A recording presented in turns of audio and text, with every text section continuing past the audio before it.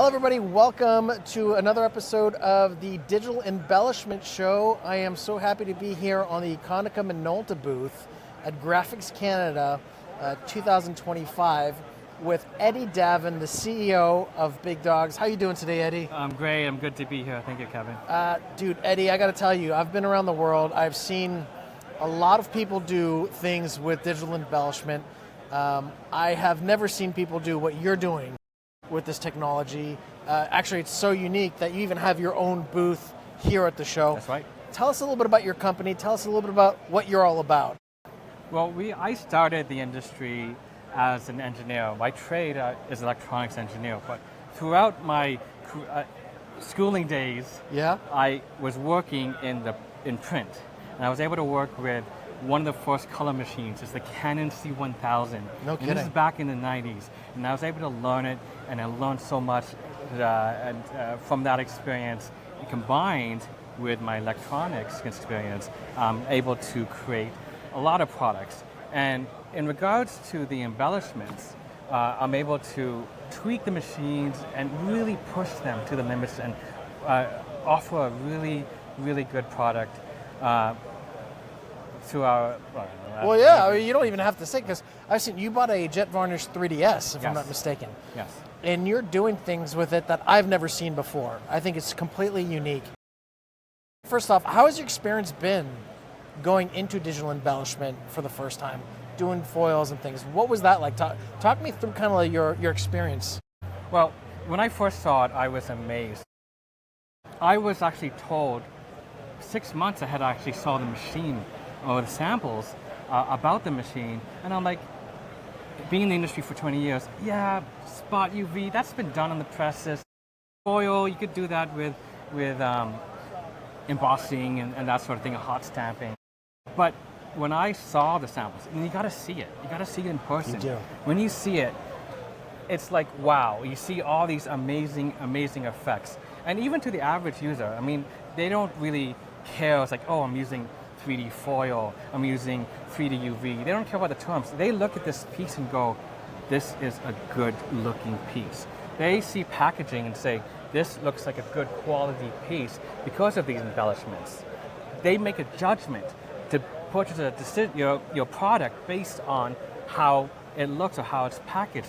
And that is the power of what we can do with the MGI embellishment, this machine. Learning how to use it and create creative patterns. So for example, let me show you this. This here, and by the way, our MGI Jet Varnish 3DS is great because we specialize in printing long sheets. We can print this long, amazing sheet with embellishments. Wow. Now you look at this and you see, this is actually UV. This is not print.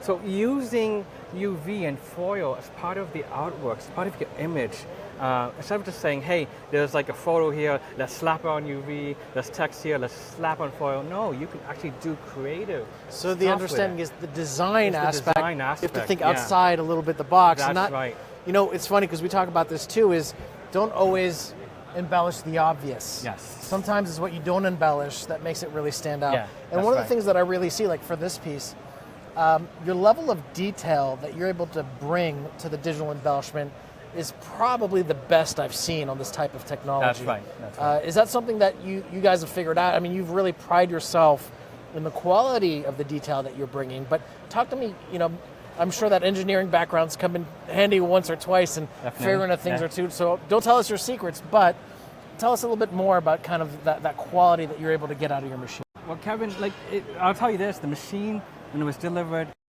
not to say, when I say tweak, I'm trying to say make it better for our application, Right. like really squeeze every ounce of capability from the machine. No, when it was delivered, it would actually work great. I mean, we had no problems with it. Intimidating large machine, but it's fairly one of the easiest machines to use. It either, when you click print, if you set up the files, it actually works really well. But when you get to like really fine details, we actually work out a process using the MGI, tweaking the machine, learning how to use it really, really well, and get this little fine detail. I mean, this is I'm showing this to people from Scodix, from Duplo. They actually came to my booth and I was telling them, no, this is Konica, we're using MGI. And they were impressed, like, yeah, this is like really... I'm impressed. I've They seen were technology really all over the impressed. world. Yeah. Your quality is perhaps one of the best I've ever seen. So you And- should be proud of that. And this is through that MGI Jet Varnish. It's really great. Right. Now, doing patterns like this, like I said, incorporating it into your design, this really catches the eye. You know, when you do like things in press, it's usually like a block or stamp printing, but using a digital MGI system, like embellishment system, is great because it's just really fine details. Now, the great thing, we actually do a lot of electronics as well.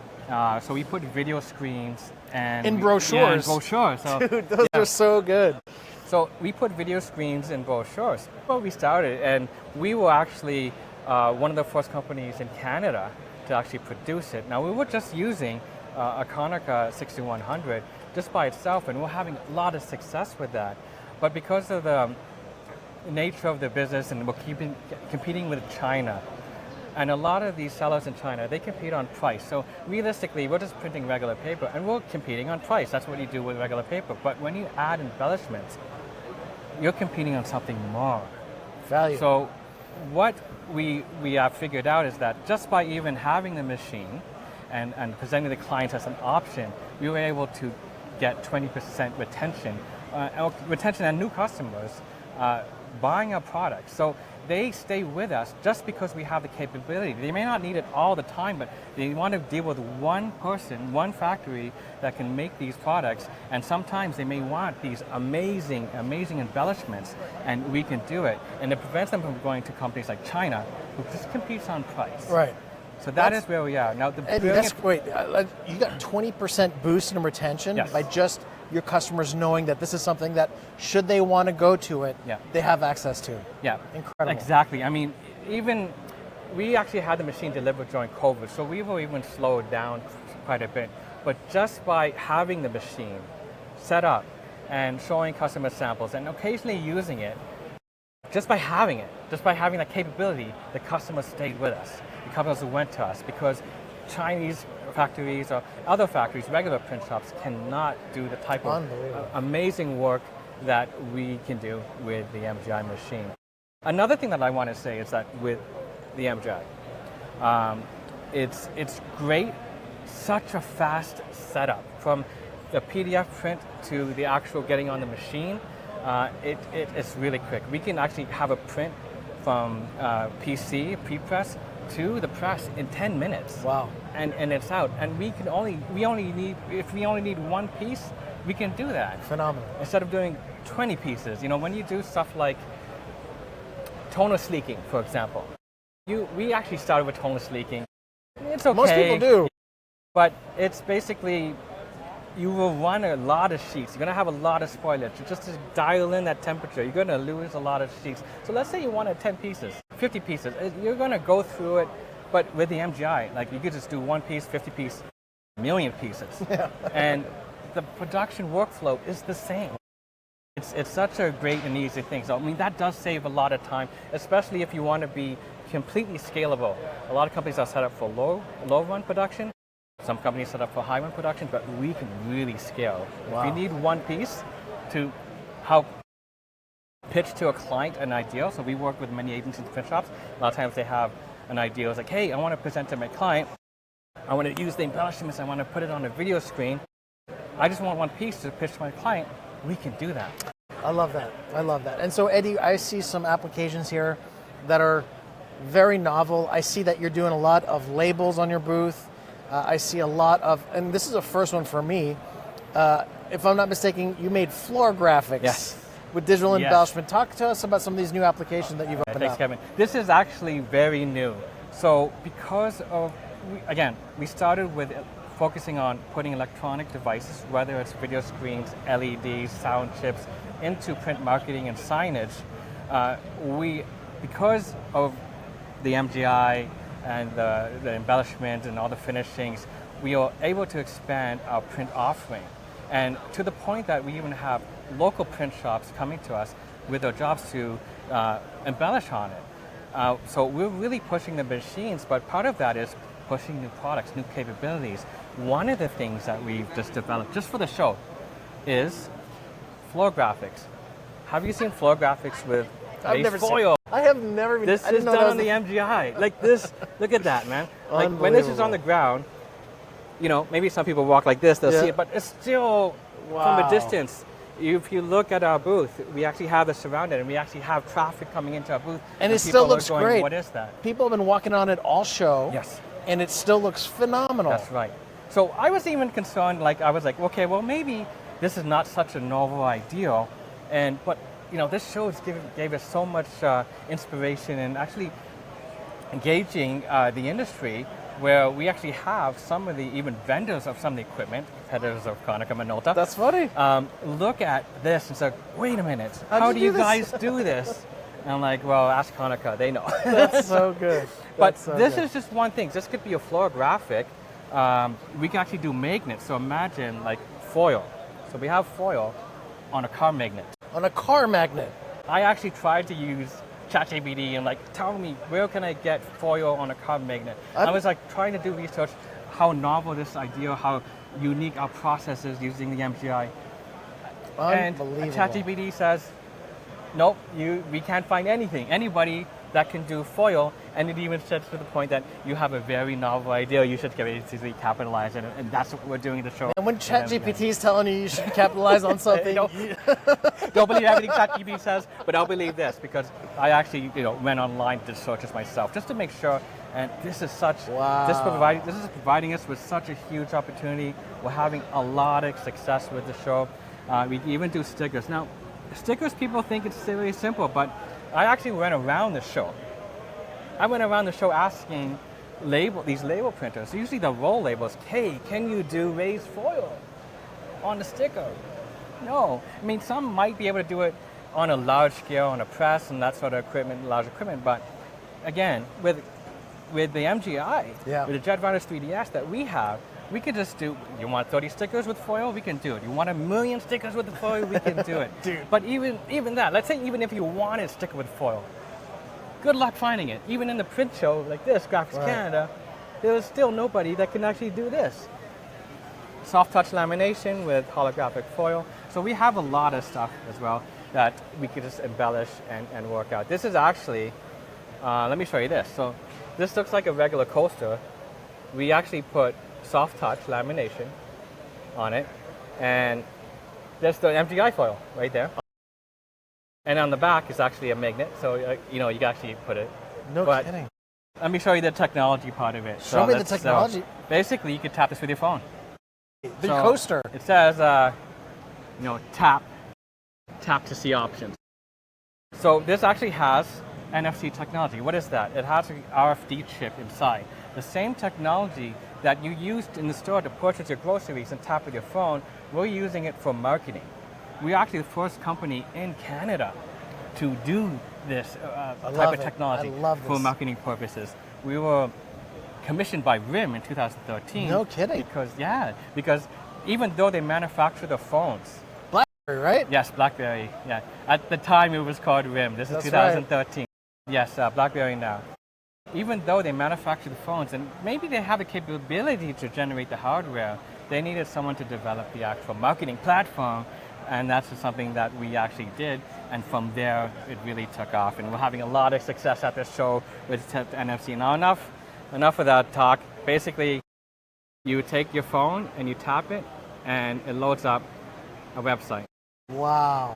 So you basically, it's a bit slow because of the internet. The internet is in this building, I guess. So, but this basically, I'll do it again. So you don't even need, unlike a QR code, because QR codes can take you to a link, that, but you don't need to load up a camera. This is my home screen, so I don't have any camera, and I'm just tapping this on it, and it loads. That's incredible. Yeah, right? Now this could be, we can even make it so that you can tap, and it can call you directly. Hey. I want to call Kevin. Tap. No way. There you go. Or tap to text, so I can tap it and it will text you. I can even have a pre-recorded text message for you. Good. So let's say you have a scenario where you have different marketing materials and they say, hey, tap here, text for more information. When you tap, it already pre-fills what they are actually interested in, and they can click send, and then you can actually reply to it in that way.